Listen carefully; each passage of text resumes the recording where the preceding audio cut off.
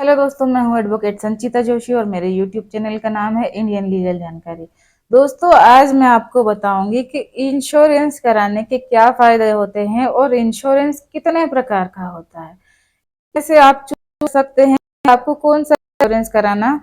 Suitable होता है। दोस्तों, सबको पता है कि इंश्योरेंस अगर आपने वाहन खरीदा है तो बहुत जरूरी है, क्योंकि इंश्योरेंस अगर आप वाहन का नहीं कराते हो तो उसके अपने बहुत सारे नुकसान हैं। यानी कि अगर पुलिस पकड़ लेती है चाला चेकिंग के दौरान, तो भी आपको इंश्योरेंस के एवज में चालान कटवाना पड़ता है। अगर आपका वाहन चोरी हो जाता है तो अगर आपका इंश्योरेंस नहीं है तो आपको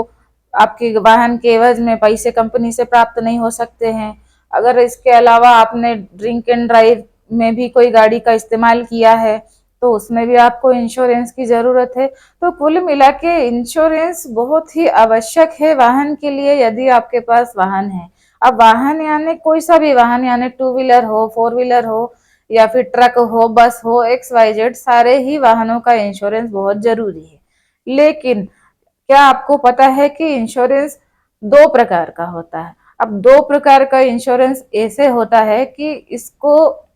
तीन भागों में डिवाइड किया जा सकता है: first party insurance, second party and third party insurance. अब इसमें फर्स्ट पार्टी वो होती है जिसने स्वयं के वाहन का जो इंश्योरेंस है वो स्वयं के लिए कराया है। यानी स्वयं के लिए मतलब ऐसा कि यदि उसकी खुद की ही गाड़ी का नुकसान हो जाता है, या उसकी खुद की ही गाड़ी चोरी हो जाती है, या उसकी खुद की ही गाड़ी से कोई किसी भी प्रकार का डैमेज हो जाता है, तो उसको उसने जिस बीमा कंपनी से इंश्योरेंस कराया है उसकी बीमा कंपनी ऐसी कोई क्षति होने से उसको क्षतिपूर्ति के पैसे यानी मुआवजा देगी। ठीक है। लेकिन अब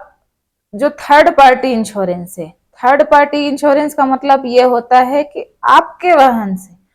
किसी दूसरे व्यक्ति की क्षति हो जाती है। यानी आपने किसी अपनी गाड़ी से किसी व्यक्ति की कोई संपत्ति का नुकसान कर दिया, यानी किसी के घर में घुस गई आपकी गाड़ी, उसकी दीवार टूट गई या उसका सामान टूट गया, या आपने किसी और किसी भी ऐसी जगह जहां पे किसी का कोई ऑफिस है या कोई कार्य संचालित होता है या किसी का गार्डन है, कुछ भी है जिसका नुकसान आपकी गाड़ी से हो जाता है, तो अगर ऐसे मामले में आपके पास थर्ड पार्टी इंश्योरेंस है तो जिस व्यक्ति का आपने नुकसान किया है, जाहिर सी बात है वो आप पे केस तो करेगा क्षतिपूर्ति के लिए।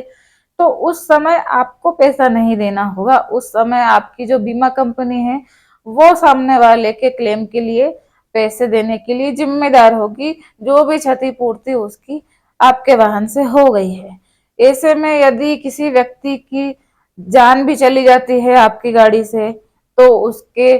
होता यह है कि जिस व्यक्ति की जान गई है उस व्यक्ति की इनकम कितनी थी और उस व्यक्ति की जो भी आयु है वो कितनी थी। यानी कि अगर वो वृद्ध था, 50 वर्ष से ऊपर था, तो उसकी जीवन का मूल्य थोड़ा कम है। यदि वो युवा व्यक्ति था, 20, 22, 25 साल का या 30, 35 की आयु का था, परिवार चलाता था, नया नया उसने काम शुरू किया था, तो दो चीजों के आधार पर निर्धारित होता है कि क्षतिपूर्ति राशि कितनी दिलाई जानी चाहिए। तो इसमें सबसे महत्वपूर्ण यह होता है कि जिस व्यक्ति की जान गई या जिस व्यक्ति को विकलांगता हो गई किसी, यानी आपने उसके एक हाथ को पूर्णतः डैमेज कर दिया, यानी वो पूरी तरीके से जीवन भर के लिए हाथ उसका विकलांग हो गया या पैर उसका विकलांग हो गया, या अन्य कोई भी शरीर की विकलांगता आपके वाहन से हो गई, या फिर वो मर गया, उसकी मृत्यु हो गई, तो दो बातों को ध्यान में रखते हुए ही मजिस्ट्रेट क्षतिपूर्ति उस व्यक्ति को जिसका आपने नुकसान किया है, या फिर उस व्यक्ति को जो मर चुका है उसके परिवार के सदस्यों को उसकी आयु और उसकी इनकम के अनुसार क्षतिपूर्ति के पैसे मजिस्ट्रेट डिसाइड करता है। इसके साथ ही जो क्षतिपूर्ति, यदि किसी व्यक्ति का एक्सीडेंट ना करते हुए किसी संपत्ति का एक्सीडेंट कर दिया है आपने, तो वो संपत्ति कितने की नष्ट हुई है आपके वाहन से, ये भी मजिस्ट्रेट परिस्थिति के आधार को देखते हुए कि उस संपत्ति से सामने वाला कितनी इनकम प्राप्त करता था, उसका क्या यूज था, उसका डेली का रूटीन क्या था, जिस संपत्ति यानी रेस्टोरेंट या कोई ऐसी चीज जो कारोबार चलाती है उसमें यदि आपने गाड़ी कर दी है, तो ऐसे में आप इतने पैसे नहीं दे पाएंगे जितना कि सामने वाले ने क्लेम किया है। और अगर आप ऐसा पैसा नहीं दे पाते हैं तो या तो आपकी नाम से कोई संपत्ति होती है तो कोर्ट उसकी कुर्की करके उसको बेच के और उसके पैसों से सामने वाले की क्षतिपूर्ति करती है, या फिर आपको जेल जाना पड़ता है। यानी कि आपने अगर कोई एक्सीडेंट किया है और आपके पास अपने नाम से कोई संपत्ति भी नहीं है जिसको मजिस्ट्रेट कुर्की करके सामने वाले को क्षतिपूर्ति आपसे दिला सके और आप तो देने को सक्षम ही नहीं है, तो ऐसे मामले में फिर जेल जाना पड़ता है। तो इसलिए थर्ड पार्टी इंश्योरेंस बहुत ही जरूरी है, खास करके ऐसे वाहनों के लिए। यानी टू व्हीलर के लिए तो शायद इतना जरूरी नहीं है, लेकिन करवा लें तो बहुत अच्छा है। पर फोर व्हीलर और ऐसे वाहन जो कि कॉमर्शियल यूज में आते हैं, जैसे कि ट्रक हुए, बड़ी बड़ी गाड़ियां जो ट्रेवल एजेंसी चलाती हैं, इनके आए दिन एक्सीडेंट होते रहते हैं। तो ऐसे वाहन के लिए फर्स्ट पार्टी और थर्ड पार्टी दोनों प्रकार के इंश्योरेंस कराना बहुत जरूरी होता है, और वो लोग ऐसा करते भी हैं।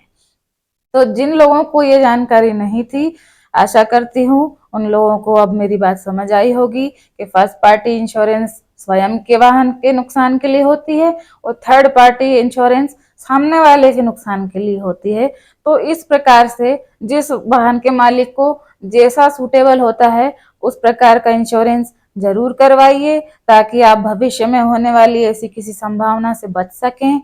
आशा करती हूँ आपको मेरे द्वारा दी हुई जानकारी उपयोगी लगी होगी। ऐसे ही और जानकारी प्राप्त करने के लिए सब्सक्राइब कीजिए मेरा यूट्यूब चैनल इंडियन लीगल जानकारी।